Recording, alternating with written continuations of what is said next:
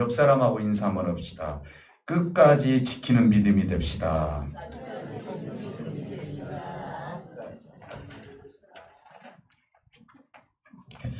할렐루야.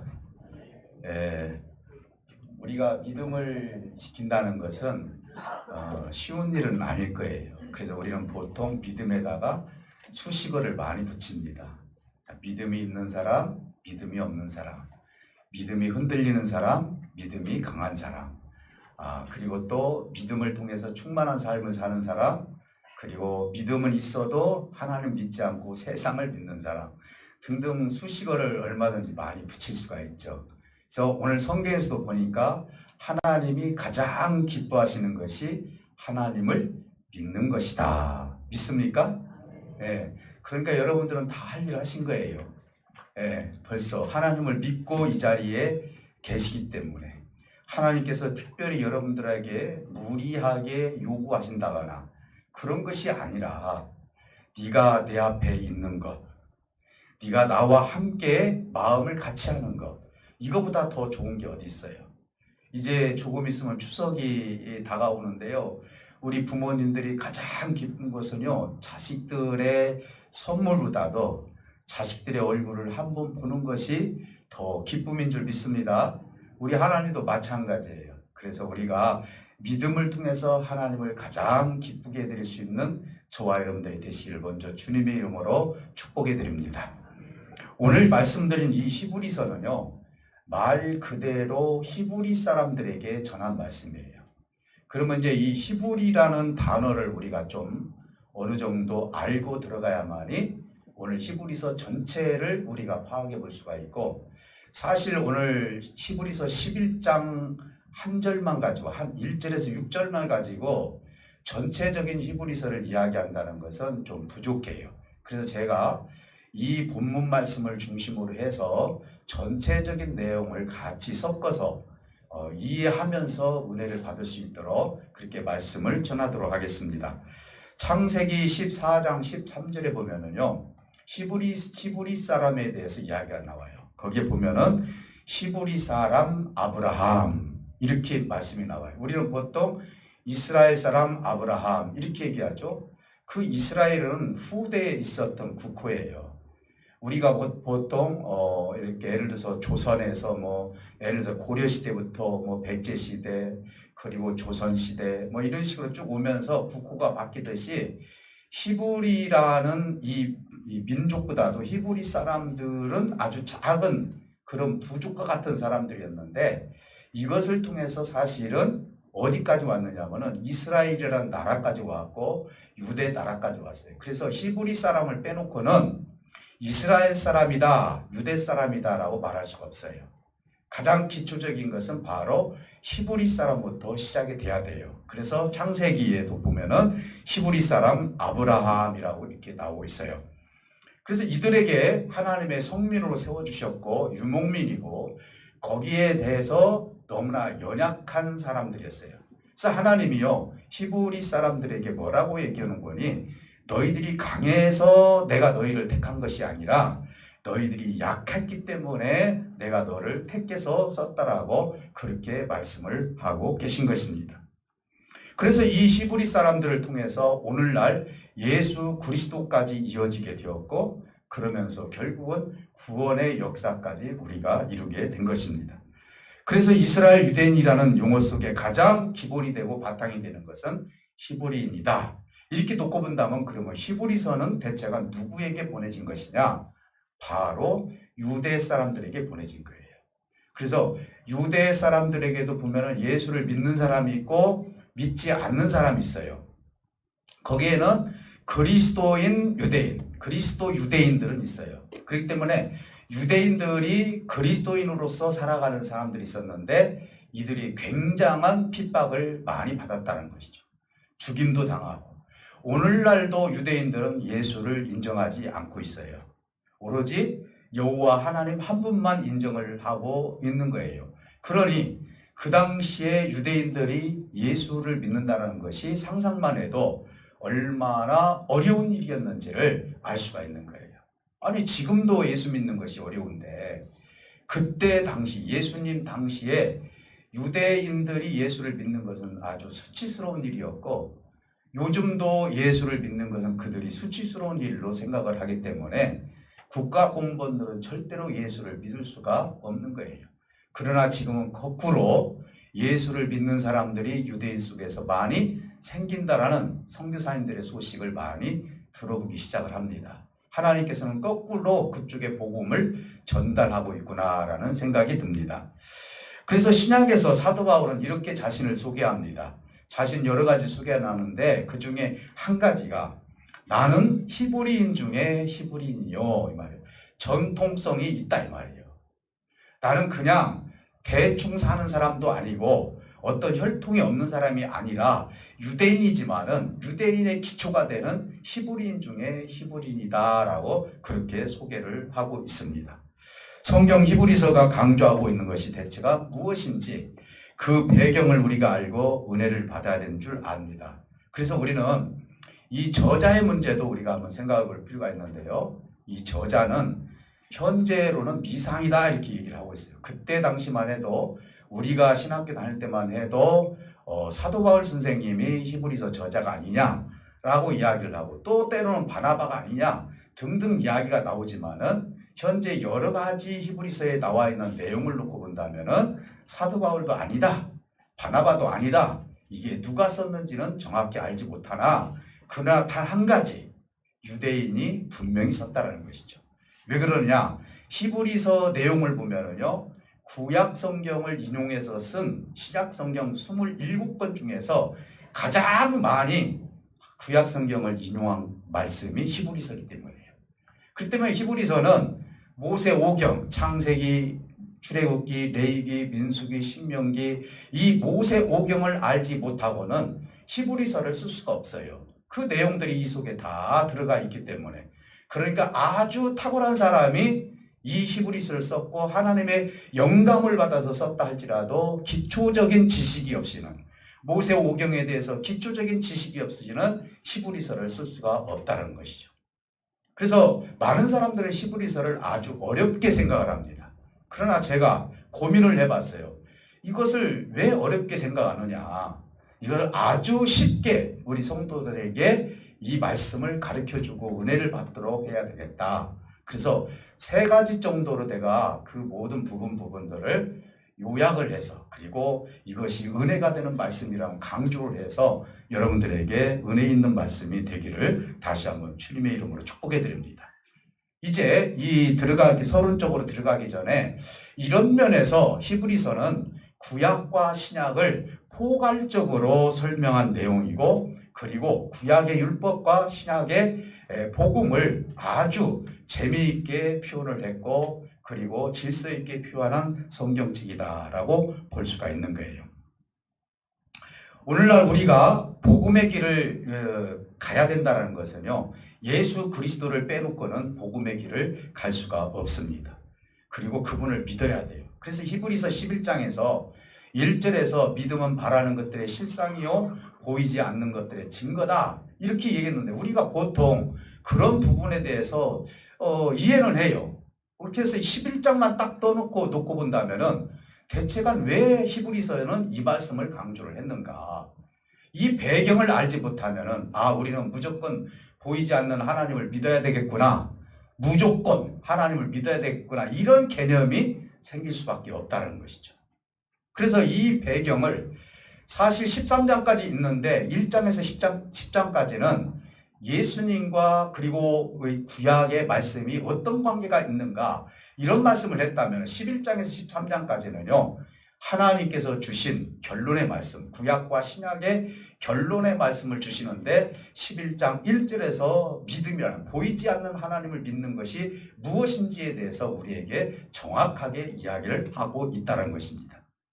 자, 그렇다면 하나는 우리가 여기서 3가지를 말씀을 드릴 때 이 당시 히브리서를 유대 그리스도인들에게 볼 수 있도록 하나님께서 왜 이 말씀을 허락을 해 주셨는가?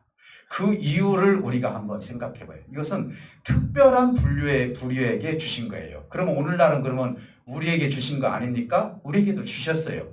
이 당시에는 그리스도 유대인들에게 주셨다라고 생각을 해보면은 거기에 초점을 맞춰서 우리가 생각해 보면은 오늘 우리에게도 큰 교훈이 될 수 있다라는 사실입니다.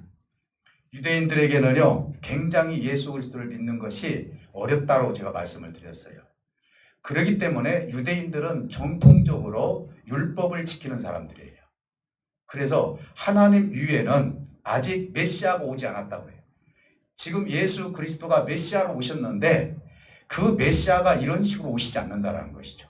그들은 여전히 지금도 메시아를 기다리고 있어요. 벌써 오신 메시아인데도 불구하고. 그런데 그들이 부정하는 메시아, 그 메시아를 유대인들이 믿는다는 것은 핍박이 따를 수밖에 없다는 거예요. 그리고 거기에는요, 고난이 따르고 박해가 따르고 심지어는 감옥에다 집어넣고 심지어는 죽이기까지 했다는 것이죠.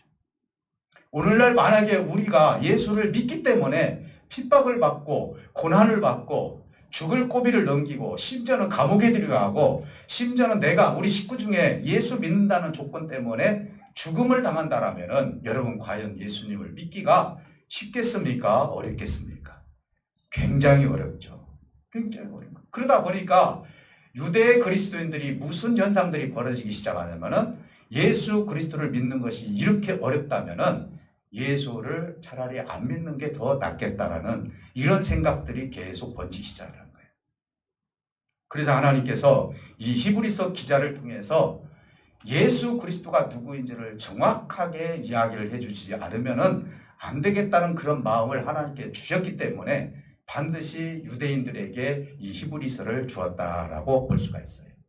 사랑하는 성도 여러분, 히브리서 결론 부분에 11장 14장에 보면은 믿음은 바라는 것들의 실상이요 보이지 않는 것들의 증거라라고 하면서 여기에 더해서 뭐라고 얘기냐면은 믿음의 선진들도 너희들과 같이 이런 어려운 고난을 당했다. 이렇게 먼저 이야기해요.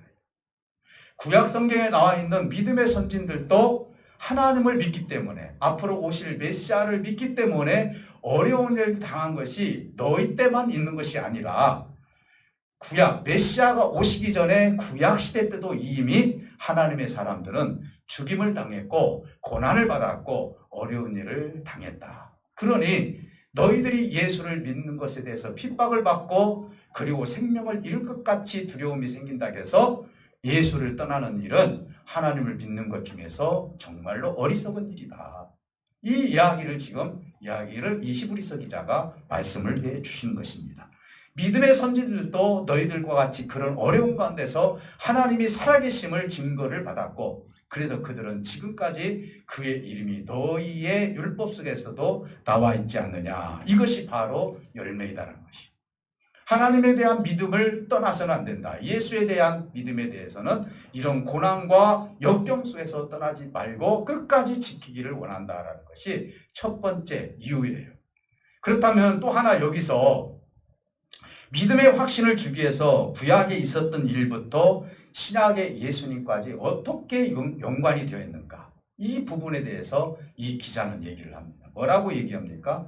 구약 성경에 일어난 모든 사건들은 사실은 예수님과 관계가 있고 그리고 너희들이 믿는 오신 예수님, 육신으로 오셨고 그리고 부활을 하셔서 하나님 나라로 올라가신 그 예수의 초점이 맞춰져 있느니라 라고 말씀하고 있습니다. 그러면서 1장에서 10장까지 이야기를 하는 거예요. 그 내용들을 잠깐 열거를 해보면 구약의 천사들과 율법의 이야기도 나와요. 그리고 또 모세와 약속의 땅도 다 예수님과 연관이 되어 있다. 그리고 또 제사장들과 멜기세덱의 반차를 쫓아서 오신 앞으로 오실 예수에 대해서도 이미 예수와 연관이 되어 있다는 것을 이야기를 하고 있다. 그리고 희생제사와 언약에 대해서도 사실은 누구와 연관되어 있어요? 예수님과 연관이 되어 있다라고 이 기자가 이야기를 합니다. 그러면서 예수님의 탁월성, 우월성에 대해서 얘기를 합니다. 예수님은 그렇다면은 너희들에게 얼마나 탁월하고 우월하신 분이냐라는 것을 말씀하고 있어요. 이 세상에서 가장 탁월하시고 가장 우월하신 분이 누굽니까? 세상에 있는 사람입니까?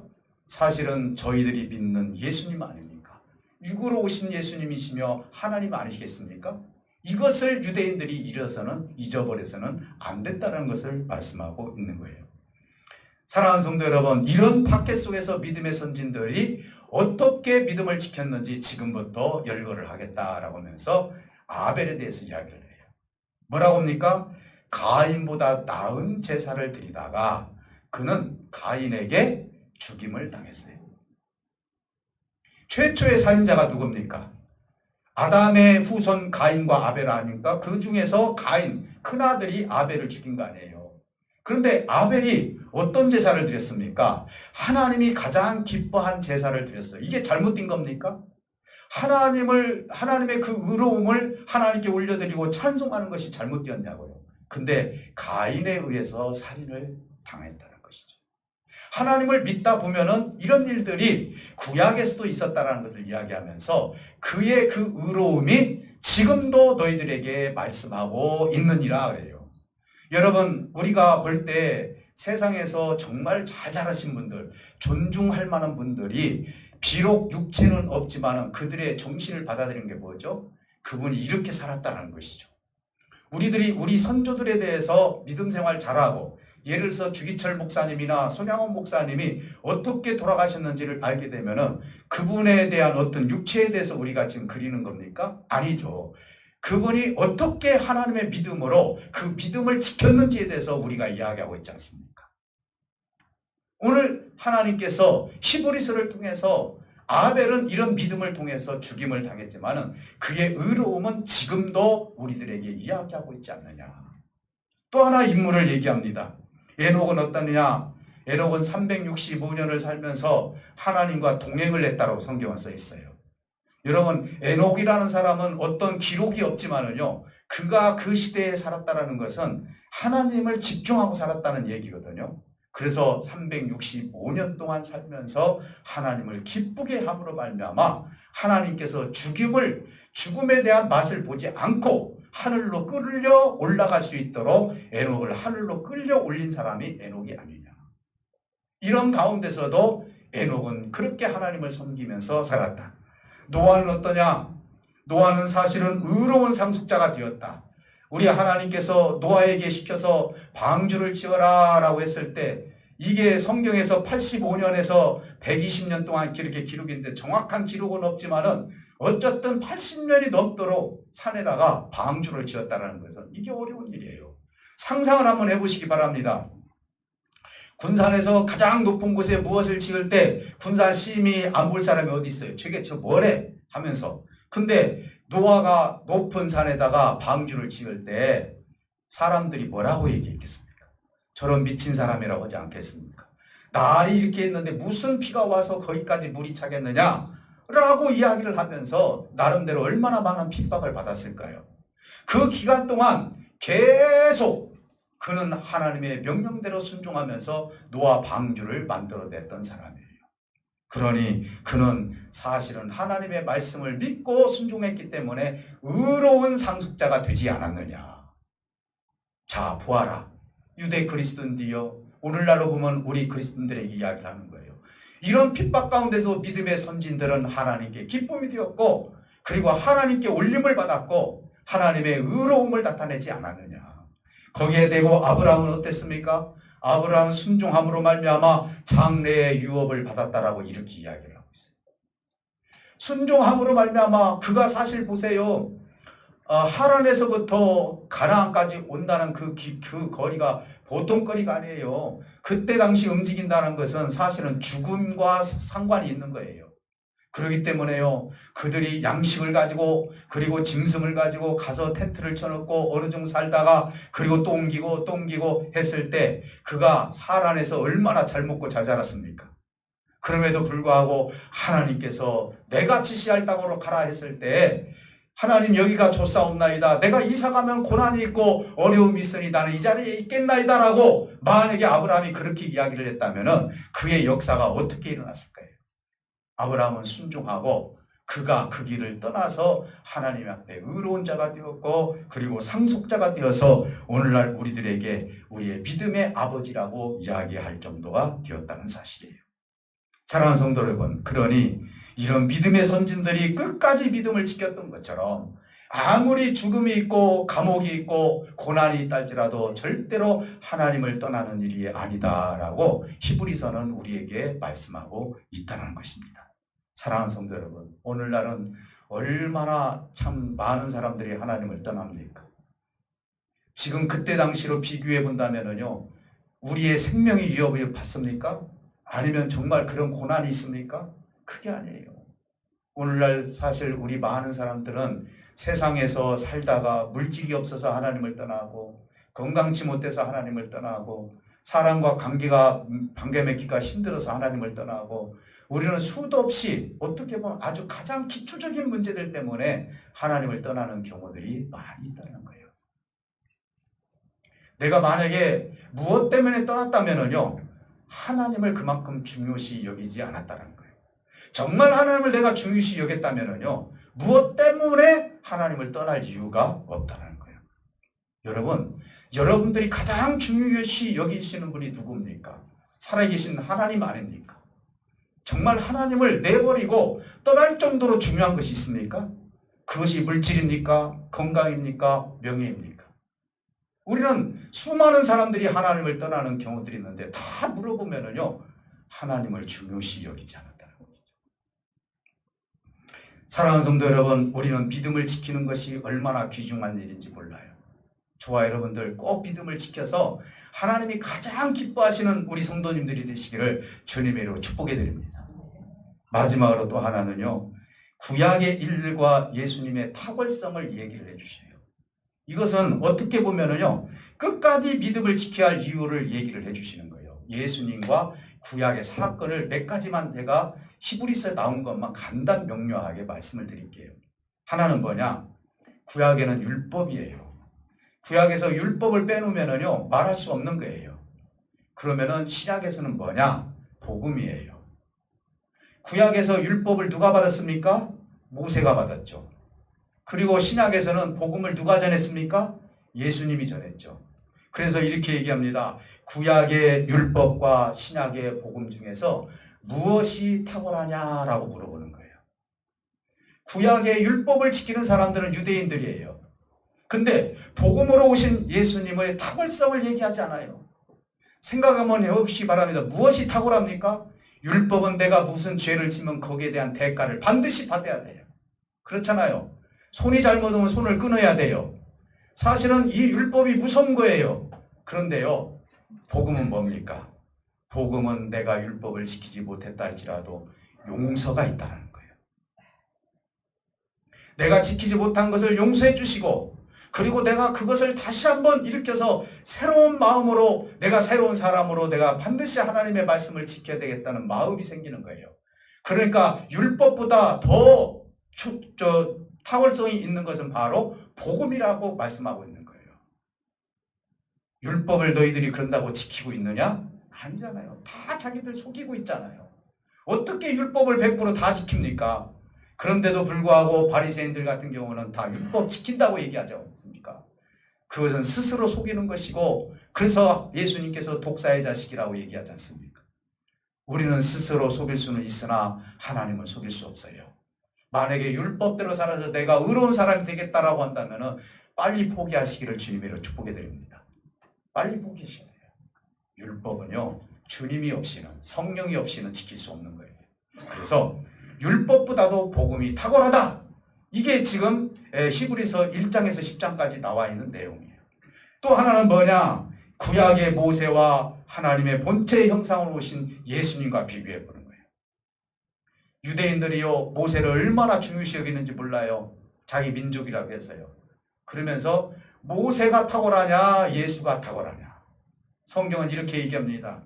모세는 하나님의 나라를 위해서 집을 지은 사람이고, 그리고 예수는 그 집에 대한 주인이다라고 얘기를 하고 있어요. 자, 집을 지은 사람하고 주인하고 누가 탁월합니까? 주인이죠. 여러분, 집 지을 때 1년간 집을 지어달라고 돈 투자해서 딱 지었어요. 그러면은 집 지은 사람이 주인이에요? 아니죠. 그 집을 지어달라고 해서 그 집에서 사는 사람이 주인 아니에요. 집주인이에요.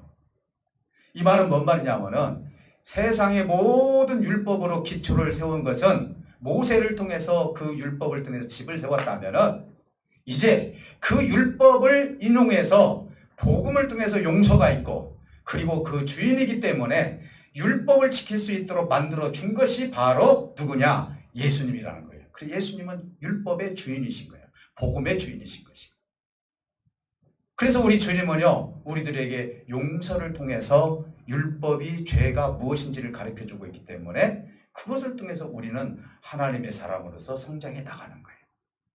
사랑하는 성도 여러분, 그렇다면 오늘 또 하나 얘기합니다. 모세와 예수님의 종, 누가 탁월한 분인지, 모세와 예수님과 두 분 중에서 탁월한 분이 누구냐라고 하면서 또 하나 얘기를 합니다. 인간 제사장. 그때 당시 제사장도 다 죄를 졌어요. 그렇기 때문에 죄를 해결하기 위해서는 제사를 드려야 돼요. 그리고 그때 당시는 그 제사장은 하루에 한 번씩 계속 제사를 드리는 거예요. 그래서 인간의 죄 문제를 해결을 해요. 그렇다면은 인간 제사장하고 십자가에서 죽어주신 영원한 탁월하시고 영원하시고 희생제사를 드림으로써 한 번에 우리 죄를 해결해 주신 제사장하고 누가 탁월하냐 이거죠. 여러분들은 누가 탁월합니까? 인간 제사장이 탁월해요? 아니면은 예수님께서 십자가에서 한 번에 죽으시고 제사를 드림으로써 대제사장으로서 우리 죄를 해결해 주신 분이 탁월하십니까? 해결해 주신 분이 탁월하죠. 유대인들은 바로 이것을 잘 알지 못했기 때문에 탁월하신 예수님에 대해서 비하하고 그분이 어떤 분인지 제대로 알지 못했기 때문에 이렇게 비유를 통하여서 우리 예수님이 누구인지를 가르쳐주고 있다는 사실인 것입니다. 사랑하는 성도 여러분, 누가 탁월한 제사장이냐? 하나님께서 구약의 백성들을 버리지 않으신 것처럼 너희들이 믿음을 지키면, 하나님에 대한 믿음을 지키면 너희들도 버리지 않을 것이다. 너희가 감옥에 간다 하더라도, 핍박을 받는다 할지라도, 죽음의 자리에 있다 할지라도 예수를 믿는 자들에게는 영생이 있다는 사실을 히브리서 기자가 계속 강조를 해주고 있는 거예요. 사랑하는 성도 여러분, 그러니 히브리서 11장 1절에 있는 말씀이 이제 이해가 되는 거예요. 믿음은 바라는 것들의 실상이요 보이지 않는 것들의 증거다라고 한 것이에요. 믿음의 선진들도 보이지 않는 하나님을 믿고 지금까지 열매를 맺으면서 그렇게 지켜왔다라고 말씀하고 있는 거예요. 사실 이제 이것을 좀 쉽게 제가 말씀을 드리려고 이번 주부터 그런 말씀을 드렸는데요. 믿음은 보이지 않는 실상이라고 했는데 마침 하나님을 알고 믿는 사람들은 무엇과 같냐? 농부와 같은 마음을 가지고 있는 거예요. 여러분, 제가 여쭤보겠습니다. 우리는 과실나무를 심는 사람들이 없지만은요, 이 과실나무를 심을 때 여러분들이 그 과실나무를 어떤 환경적으로 보려고 심는 겁니까? 농부가 100그루, 200그루 심을 때는 열매를 맺으려고 봅니까? 열매를 맺으려고 하는 거예요. 자, 예를 들어서 농부가 이제 사과나무를 심으려고 사과를 갖다가 작은 나무를 가져왔어요. 그래서 그것을 심었어요. 그러면은 우리가 보통 보면은요, 이 농부의 마음은 어떤 마음이냐면은 앞으로 여기에서 사과가 열린다라는 것이 보이는 거예요. 뭘 심었기 때문에? 사과나무를 심었기 때문에. 그리고 이게 사과나무라는 걸 알기 때문에. 그렇기 때문에 앞으로 몇 년 있으면은 여기서 사과가 열린다라는 거예요. 그래서 믿음은 뭐예요? 바라는 것들의 실상이 되어야겠음으로 보이는 거예요. 믿습니까? 비록 작은 나무지만 여기는 사과나무이고 앞으로 사과가 열린다라는 거예요. 하나님도 마찬가지예요. 내가 하나님을 믿어요. 그러면 하나님을 믿는 사람들은 뭐가 보여야 돼요? 앞으로 열매가 보여야 된다는 거예요. 아니, 내가 하나님을 믿으면서도 하나님의 열매를 못 믿고 하나님을 믿는다는 것이 어떻게 그게 믿음이라고 볼 수 있는 거예요? 여러분들이 지금 하나님을 믿고 지금 우리의 열매는 뭡니까? 물론 여러 가지 열매가 있지만 최종적으로 우리의 열매는 뭐냐? 본향이에요.